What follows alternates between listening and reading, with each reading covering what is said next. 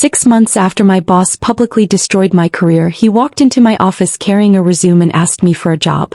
He didn't know I was the CEO. He didn't know the company interviewing him had taken clients from the business he once controlled. And he certainly didn't know that every success he had spent a decade claiming as his own had been built on work he stole from me. But I'm getting ahead of myself. My name is Rowan Sinclair. I am 31 years old, and 6 months earlier, I sat in a conference room on the 32nd floor of a Chicago high-rise while my career was executed in front of 27 silent witnesses. At the head of the table sat Damian Mercer. The board wanted answers after a major client contract collapsed. Millions of dollars were gone. Investors were demanding explanations.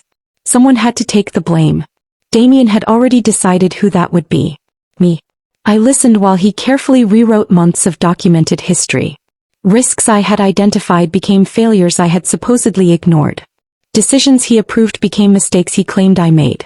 The truth was dismantled piece by piece until it no longer resembled reality. I kept waiting for someone to speak. Nobody did. Not the executives who had read my reports. Not the managers who had attended the meetings. Not the colleagues who knew exactly what had happened. The room stayed silent. Then Damian leaned back in his chair and smiled. It was the smile of a man convinced he had already won. "You'll never work in this industry again." The words landed harder than I expected. Not because I believed him, because everyone else did. 27 people sat around that table and not one challenged him. Most couldn't even look at me. 10 minutes later the meeting ended. An hour later security escorted me through the lobby. I packed 10 years of work into a cardboard box and walked out of Meridian Logistics for what everyone assumed was the last time. As the elevator descended, I should have felt defeated. Instead, I felt something else. Clarity. Because for the first time in 10 years, I no longer had a reason to protect the people who had spent years taking credit for what I built. What Damian never understood was that while he was busy building a reputation, I was building value. I created systems that saved millions. I rescued failing accounts. I solved problems executives couldn't solve themselves. And I kept records of everything. Every project. Every proposal. Every revision. Every timestamp.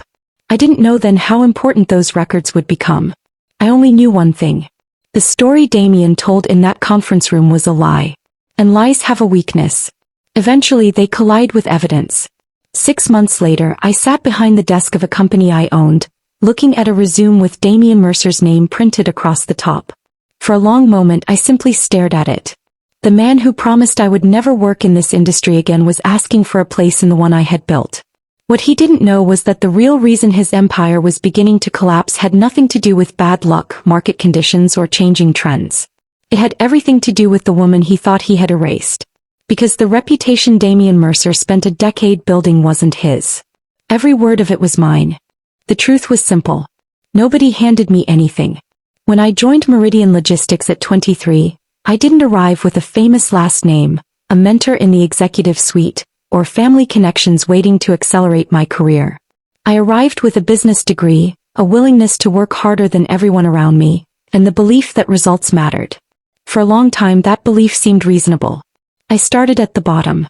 The assignments nobody wanted landed on my desk. Failing accounts. Frustrated clients.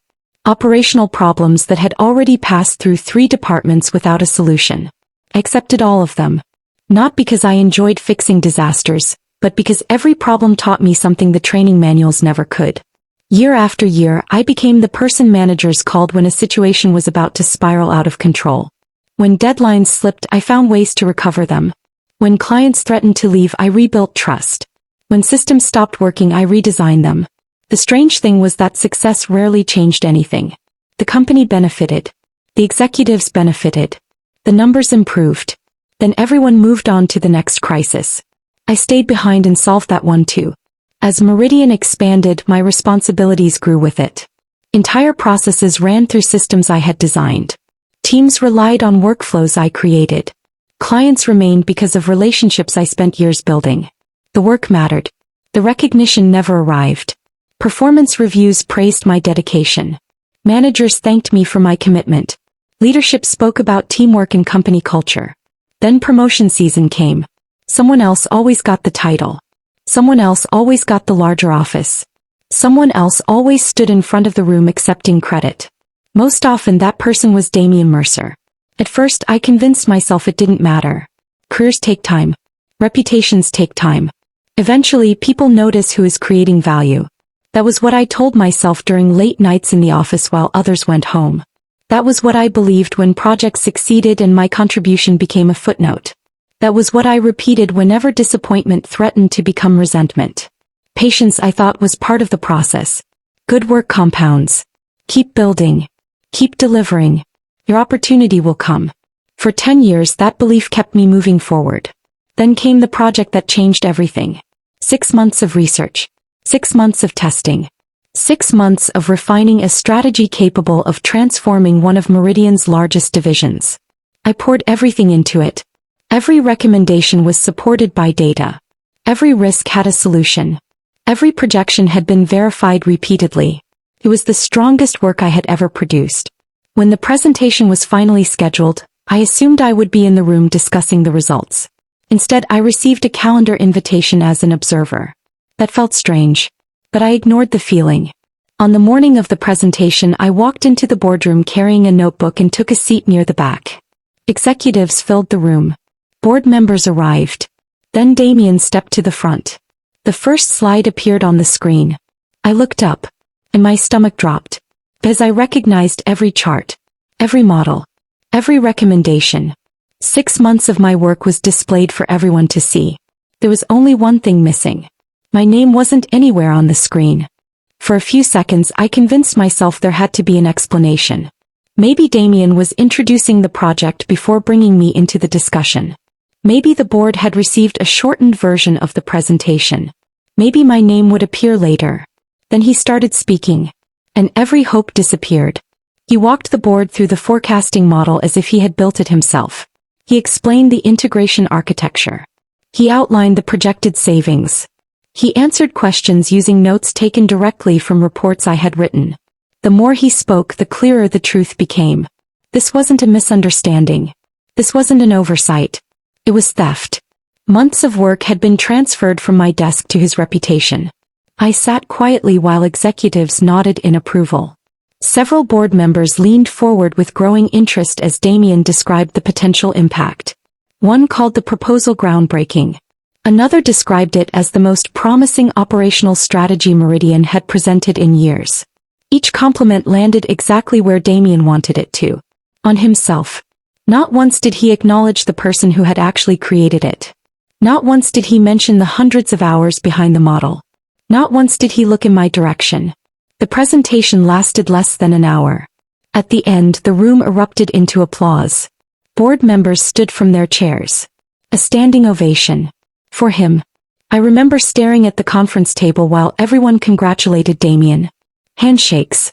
Smiles. Promises about future opportunities. The celebration continued around me as though I didn't exist. Nobody questioned the ownership. Nobody asked who developed the framework. Nobody seemed interested in looking beneath the surface. The meeting ended and people filed out discussing Damian's brilliance.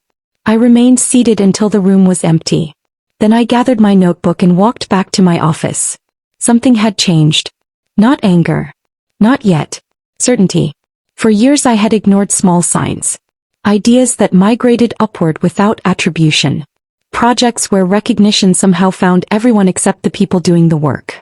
Successes that became someone else's story once executives entered the room. I had always explained it away. That day removed every excuse. The pattern was no longer invisible. It was undeniable. That evening the office emptied around me.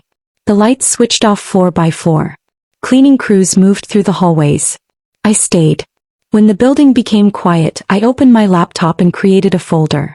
Then I started collecting evidence. Every email connected to the forecasting model. Every draft. Every revision. Every file history. Every timestamp showing exactly when documents were created and modified. Every message proving where the ideas originated. The process took hours. When I finished, the folder contained a complete timeline. Anyone willing to examine it carefully could trace every recommendation back to me. I stared at the screen for a long time. Part of me wondered whether I was being paranoid. Maybe nothing would happen. Maybe I would never need any of it. But another part of me understood something important. People can manipulate conversations. They can rewrite meetings. They can reshape narratives. Documents are harder to silence. Facts leave footprints. And footprints become trails. Before shutting down my laptop, I copied the folder to a secure backup drive and locked it away. Then I went home. I had no idea what that folder would eventually mean. I didn't know careers would rise and fall because of what it contained. I only knew one thing. The truth was preserved. And one day when the right moment arrived, that truth would destroy Damian Mercer. For months nothing happened. The forecasting model moved into implementation. Damian enjoyed the praise that came with it. Meridian continued operating as if everything was normal. Then one of the company's largest client contracts began to unravel. The account had generated revenue for years. Losing it would create a problem nobody could hide. Senior leadership demanded explanations. Emergency meetings filled calendars. Executives searched for someone responsible. I already knew what had happened. Months earlier, I had identified weaknesses in the client's operational structure. The risks were clear.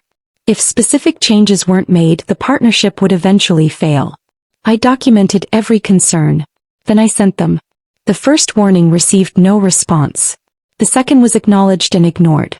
The third disappeared into another meeting. By the sixth warning, I understood nobody intended to act. The client left anyway. The fallout arrived immediately. Board members wanted answers. Investors wanted accountability. Damian wanted protection. The meeting that followed wasn't designed to find the truth. It was designed to contain damage. I sat across from executives who already looked nervous. Financial projections covered the screens. Questions came quickly. Then Damian began speaking. I listened as he reconstructed the entire timeline. The warnings became recommendations I had supposedly failed to communicate properly. The risks became issues I had allegedly misunderstood. His decisions disappeared from the story altogether. Every explanation moved responsibility one step further away from him and one step closer to me. It was impressive in a disturbing way. He never raised his voice. Never hesitated. Never appeared uncertain. By the time he finished, the room was looking at me instead of him. The facts had not changed. Only the narrative had. I could have defended myself. I could have opened emails. I could have challenged every statement. That I stayed quiet. Not because I lacked evidence. Because I finally understood what kind of game I was playing. The moment Damian realized I wasn't fighting back, he became more confident. Then he delivered the sentence that would follow me for months. You'll never work in this industry again. No hesitation. No warning. Just a public execution disguised as leadership. The meeting ended shortly afterward. Human Resources was waiting outside. Security arrived before I reached my office. Word spread through the floor faster than I did. Employees watched from desks and hallways as I carried a cardboard box toward the elevators. Some looked shocked. Others looked away. Nobody intervened. The doors closed behind me and 10 years at Meridian ended. What Damian never knew was that my future had stopped depending on Meridian long before that day.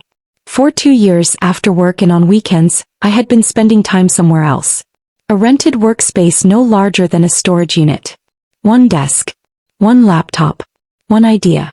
While he was busy protecting his position inside Meridian, I had been quietly building something of my own. To him it would have looked like a hobby. To me it was an exit.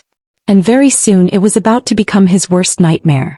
The morning after my termination, I unlocked the door to the small workspace I had been renting for 2 years and sat alone at the desk in the center of the room. For the first time there was no Meridian waiting for me. No meetings. No executive approvals. No reporting structure. Just me and the company I had been building in the background. Atlas Flow. The idea behind it came from a problem I had spent years watching companies accept as normal. Logistics systems rarely communicated properly with one another. Information became trapped inside separate platforms. Teams spent countless hours transferring data manually. Delays multiplied. Errors spread. Money disappeared. Most companies treated those inefficiencies as unavoidable. I never believed they were. Atlas Flow was designed to connect fragmented systems into a single operational flow. Information moved faster. Decisions became easier. Costs dropped. The solution worked. The challenge was turning it into a business. While employed at Meridian, I had developed Atlas Flow carefully. Every expense was calculated. Every risk was controlled. Growth was slow because it had to be. That changed the moment I lost my job. Suddenly there was nothing left to protect. I moved my savings into the company. Then my retirement account. Then every reserve fund I had built over the years. Friends called it reckless. Maybe they were right.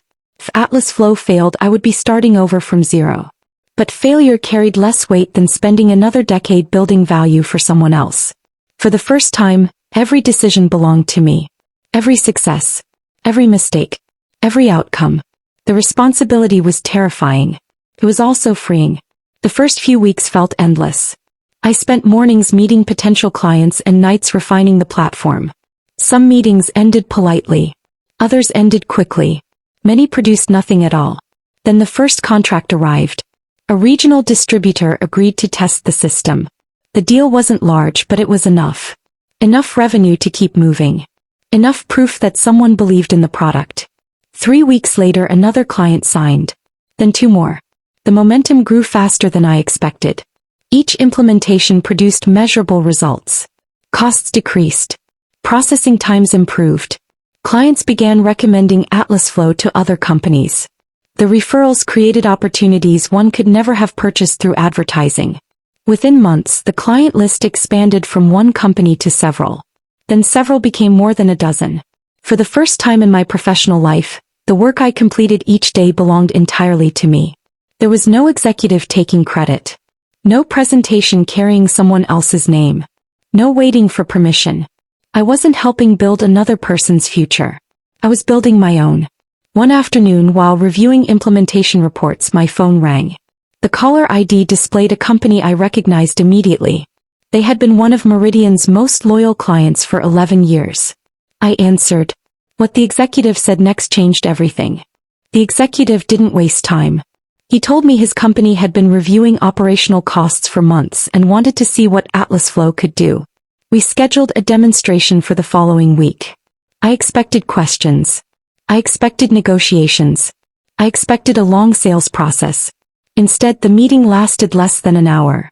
When the presentation ended, the executive closed his notebook, looked at his team and nodded. Then he turned back to me. We'd like to move forward. That was it. No second round. No competing proposal. No delay. An 11-year Meridian client decided to transfer its account after seeing a single demonstration. The significance of that decision became clear within weeks. Other companies began reaching out. Some arrived through referrals. Others came through industry contacts. A few simply wanted to understand why businesses were suddenly talking about Atlas Flow.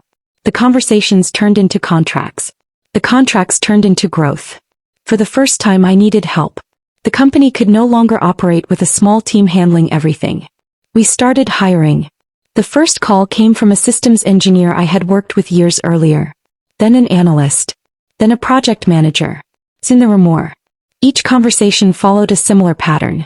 Nobody talked about revenge. Nobody complained about Damien. They talked about frustration. About ideas that disappeared after meetings. About projects where ownership became difficult to trace. About wanting to work somewhere effort and recognition stayed connected. I understood exactly what they meant. Atlas Flow became a place where contributions remained attached to the people who created them. The effect was immediate. Strong employees attracted other strong employees. Execution improved. Clients noticed. Growth accelerated. The company doubled in size. Then it doubled again. New accounts arrived faster than we anticipated. Hiring plans expanded. Revenue projections had to be revised repeatedly because reality kept exceeding expectations. While Atlas Flow moved forward, news from Meridian painted a different picture. Several accounts had left. Others were reviewing alternatives. Questions started appearing during board meetings. Why were long-term clients departing? Why were respected employees resigning? Why did innovation seem to be happening somewhere else? For years, Damien had controlled every answer. He knew how to manage perceptions. He knew how to redirect blame. He knew how to shape a story before anyone examined the facts. But narratives become difficult to maintain when numbers move in the wrong direction. Client losses couldn't be explained away forever.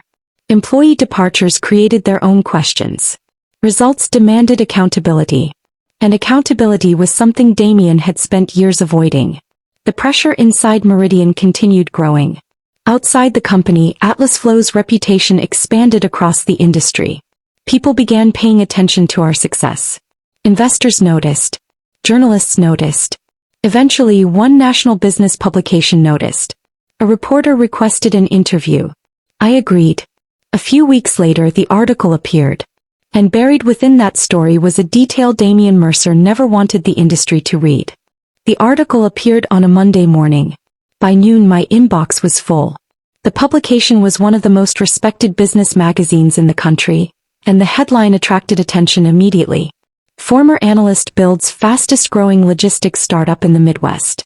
The reporter had spent weeks interviewing clients, employees, investors, and industry experts. The final piece focused on Atlas Flow's growth, the technology behind it, and the speed at which the company had expanded. There was nothing controversial about the article. At least not at first glance. A photograph accompanied the story. I was standing inside Atlas Flow's headquarters, surrounded by employees and screens displaying live operational data. There was no attempt to create an image. No dramatic pose. Just a founder at work. The first sections discussed our platform and the results clients were achieving. The next section covered the company's expansion. Then came a paragraph that changed everything. It wasn't even presented as a major revelation. The reporter simply noted that several methodologies powering Atlas Flow had originated during my years at Meridian Logistics. One sentence. That was all it took. People started asking questions. Investors wanted details. Industry analysts began comparing timelines. Journalists started reviewing old presentations, conference appearances, and public records. The more they looked, the more unusual the pattern became. Many of Meridian's most celebrated innovations had appeared while I worked there. Several operational frameworks linked to Damien's reputation matched projects I had directly supervised. The timing raised even more questions. Atlas Flow's technology accelerated almost immediately after my departure. Meanwhile, Meridian's pace of innovation slowed. The contrast was difficult to ignore. Industry publications began discussing it openly. Executives who had never paid attention to me before suddenly remembered meetings, projects, and presentations. Former employees received calls from reporters. Current employees faced questions from board members. People started connecting pieces that had remained separate for years. The narrative Damien spent a decade building depended on one assumption. That nobody would look closely. Now everyone was looking. The pressure inside Meridian increased quickly. Directors wanted explanations. Board members wanted documentation. Shareholders wanted reassurance. Simple answers no longer satisfied anyone. The company couldn't dismiss the questions because too many of them were supported by evidence. And evidence has a habit of creating more questions. A few weeks later, I heard something through a former colleague still working inside Meridian. Someone at the company had filed a formal request for an internal review. What started as a few uncomfortable conversations became an official investigation. Outside consultants were brought in. Records were examined. Project histories were reviewed. Years of documentation were placed under scrutiny. For the first time, people with authority were looking beyond presentations and examining the work itself. I thought about the folder sitting safely in my archives. The one I had created years earlier. The one containing emails, drafts, revisions, and timestamps. Back then I saved it because I believed the truth mattered. Now the truth was finally being examined. And what investigators were about to uncover would cost Damien Mercer everything he had spent years building. The investigation lasted several months. There were no dramatic announcements. No public accusations. No leaks to the media. The board wanted facts. So investigators worked quietly. They reviewed archived emails, project records, approval histories, internal reports, and years of company documentation. Former employees were interviewed. Current managers were questioned. Timelines were reconstructed. The deeper they looked, the worse the findings became. What initially appeared to be isolated incidents turned out to be a pattern. Ideas created by others had repeatedly been presented under Damien's name. Recommendations developed by teams had been redirected toward his personal brand. Successful projects became evidence of his leadership while the people responsible remained invisible. The investigators found examples stretching back years. Then they uncovered something even more damaging. Several costly decisions had been attributed to lower-level employees despite records showing executive involvement. Responsibility had been moved. Credit had been moved. Narratives had been adjusted. The paper trail told a very different story from the one Meridian had been hearing for years. By that point, the outcome was becoming obvious. Board members stopped defending him. Executives who once aligned themselves closely with him suddenly became distant. People who had benefited from his influence developed remarkable memories about meetings they previously claimed not to remember. Support disappeared quickly. Success attracts loyalty. Trouble reveals how much of that loyalty was rented. The board scheduled a formal vote regarding Damien's future with the company. The vote never happened. He resigned first. The announcement was released early on a Thursday morning. Short, carefully worded, professional. But everyone in the industry understood what it meant. Within hours, the story spread across business networks, executive circles, and recruiting firms. The reaction was immediate. Companies that once competed to hire him showed no interest. Speaking invitations vanished. Investment opportunities disappeared. Consulting inquiries stopped arriving. The influence he had spent years accumulating began evaporating almost overnight. People who once returned his calls immediately suddenly became difficult to reach. Former allies discovered urgent scheduling conflicts. Professional relationships built around status rarely survive the loss of status. For years, Damien had operated as though consequences applied to other people. Now they had finally reached him. I didn't celebrate. There was no satisfaction in watching a career collapse. Mostly I felt relieved. The truth had survived long enough to be seen. What happened afterward belonged to him. Atlas Flow continued growing. New clients arrived. New partnerships formed. The company kept moving forward while Meridian worked through the aftermath of the investigation. Then 3 weeks after Damien's resignation, I was reviewing quarterly reports when an email arrived from our HR director. There was no explanation. No summary. Just a forwarded job application attached to the message. Above it she had written a single sentence. "You'll want to see this yourself." Curious, I opened the file. Then I saw the name at the top of the resume. And for a moment I genuinely thought I was reading it wrong. Damien Mercer had just applied for a job at Atlas Flow. I stared at the resume for several minutes. The name didn't change. Damien Mercer. The same man who once sat across a conference table and declared my career finished was applying for a senior strategy position at Atlas Flow. His qualifications were impressive on paper. Years of executive experience, industry knowledge, leadership roles. References listed neatly at the bottom of the page. What wasn't included was the story behind his departure from Meridian. That part I already knew. My HR director asked if she should reject the application immediately. I told her no. Then I surprised even myself. I scheduled an interview. Not because I was considering hiring him. Not because I wanted revenge. I wanted to understand something. For years I had only known Damien Mercer as a man protected by authority. He always had a title behind his name, executives supporting his decisions, and a company absorbing the consequences of his mistakes. Now all of that was gone. I wanted to see who remained when the protection disappeared. The interview was scheduled for the following Tuesday. At exactly 9 o'clock he walked into Atlas Flow headquarters. The difference was noticeable immediately. He looked older than I remembered. Not physically. Professionally. The confidence that once filled every room had been replaced by caution. The performance was gone. No audience remained to perform for. I greeted him politely and invited him into the conference room. For the next 40 minutes, we discussed strategy, operations, leadership challenges, and industry trends. He answered professionally. His experience was real. His knowledge was real. For most of the conversation, neither of us mentioned the obvious history sitting between us. It remained in the room anyway. Every pause carried it. Every glance acknowledged it. Eventually the interview reached its natural conclusion. I closed the folder in front of me.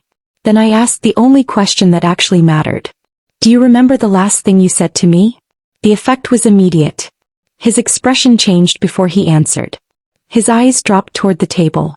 For several seconds neither of us spoke. I waited. There was no attempt to reinterpret the moment. No explanation. No effort to argue context. No claim that I had misunderstood him. Because there was nothing to misunderstand.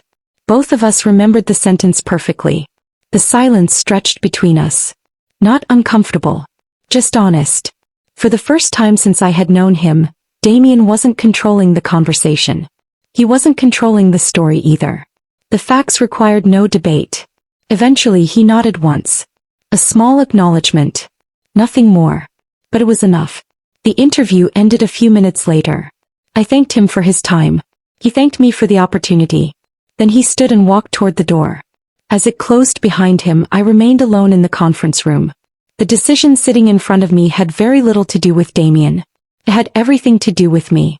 Years earlier, someone with power had chosen humiliation when they had every opportunity to choose integrity. Now I was the one holding the power. And whatever happened next would reveal what kind of leader I had become. The decision took less time than I expected. Not because it was easy. Because the answer had been obvious from the moment I opened the resume. When Damien returned to the conference room, he looked prepared for rejection. What he didn't know was that I had no interest in repeating the past. Humiliation had already been done. It hadn't improved anyone. It hadn't built anything. I wasn't going to turn leadership into a performance simply because I finally had the opportunity.